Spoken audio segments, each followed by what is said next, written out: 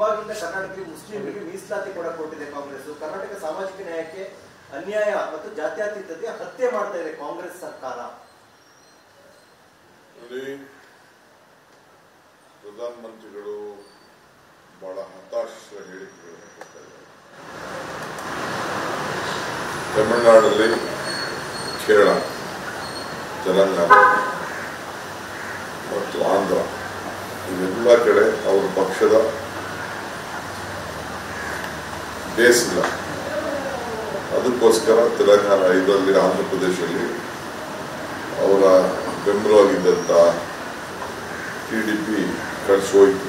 ಅವ್ರ ಜೊತೆ ಹೊಂದಾಣಿಕೆ ಮಾಡಿಕೊಂಡಿದ್ದಾರೆ. ತೆಲಂಗಾಣದಲ್ಲೂ ಅಂಥದ್ದಂಥ ಪ್ರೆಸೆನ್ಸ್ ಅವ್ರಿಗೆ ಇಲ್ಲ. ಕರ್ನಾಟಕದಲ್ಲಿ ಮಾತ್ರ ಅವ್ರ ಸರ್ಕಾರ ಇತ್ತು.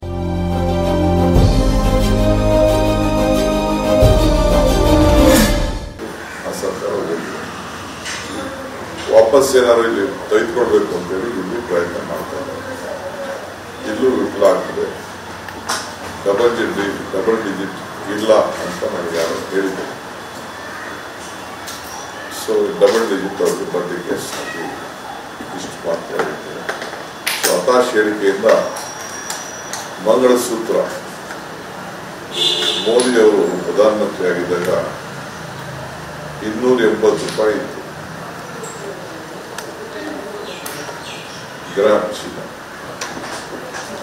ಈಗ ಎಷ್ಟಾಗಿದೆ? 75,000 75,000 2,800 ರೂಪಾಯಿ ಈಗ ಗ್ರಾಮ್ಗೆ.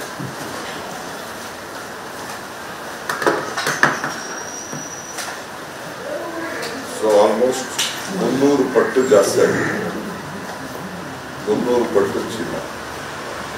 ಮಂಗಳಸೂತ್ರ ಕಾಂಗ್ರೆಸ್ ಅವ್ರು ಕಿತ್ಕೊಳ್ತಾರೆ ಅಂತ ಅಲ್ಲ, ಮಂಗಳಸೂತ್ರನ ಹಾಕುಕ್ಕಿಲ್ದಂಗೆ ಮಾಡ್ಬಿಟ್ಟಿದ್ದಾರೆ.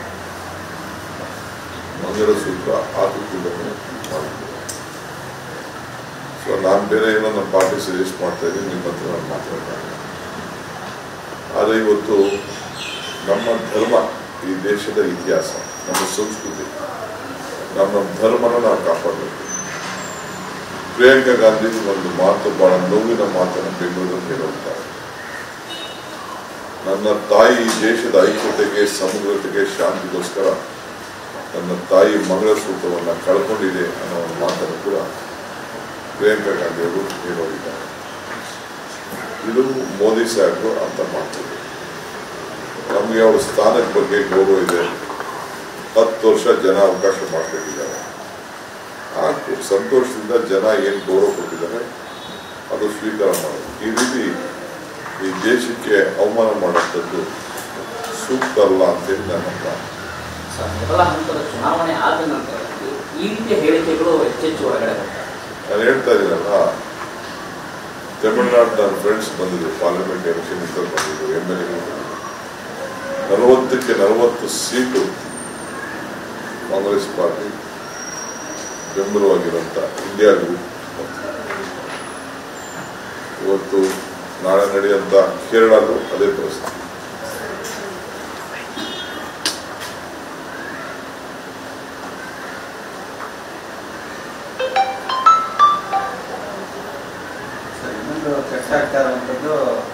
ಆಸ್ತಿ ಆಮೇಲೆ ಎಲ್ಲ ಇನ್ಕಮ್ ಟ್ಯಾಕ್ಸ್ ಅವ್ರು ತಿಳಿಸ್ಕೊಂಡು ಎಲ್ಲ ಬರೀ ಕಾಂಗ್ರೆಸ್ ಪಾರ್ಟಿಯವರು ಯಾರ ಹತ್ರನೂ ಕಾಸು ಸಿಕ್ಕಿಲ್ಲ.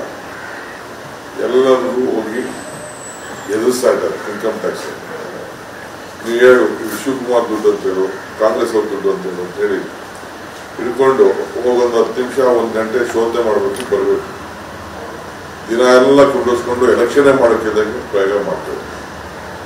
ಇದು ನಾನು ಇನ್ಕಮ್ ಟ್ಯಾಕ್ಸ್ ಹೋಗ್ತಾ ಇಂಥ ರಾಜಕಾರಣ ನಾನು ಮಾಡಿಲ್ಲ.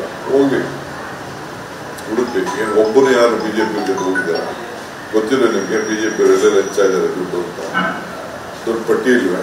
ಎಲ್ಲ ಕಡೆ ವಾಚ್ ಇಟ್ಟಿದ್ದೀರಲ್ಲ, ಏನ್ ಮಾಡ್ತಾ ಇದ್ದಾರೆ? ಬರೀ BJP ಏಜೆಂಟ್ ತರ ನೀವು ಕೆಲಸ ಮಾಡ್ತಾ ಇದ್ದೀವಿ. ಏನೇ 3-4 ಕಡೆ ನಮ್ಮವರ ಕಾಂಗ್ರೆಸ್ ನಮ್ಮ ಲೀಡರ್ಗಳ ಮೇಲೆ ಬರೀ ನಮ್ಮ ಗ್ರಾಮಾಂತರ ಕ್ಷೇತ್ರಕ್ಕೆ ನೀವು ತೊಂದರೆನ ನೀವು ಕೊಡ್ತಾ ಇದ್ದೀವಿ.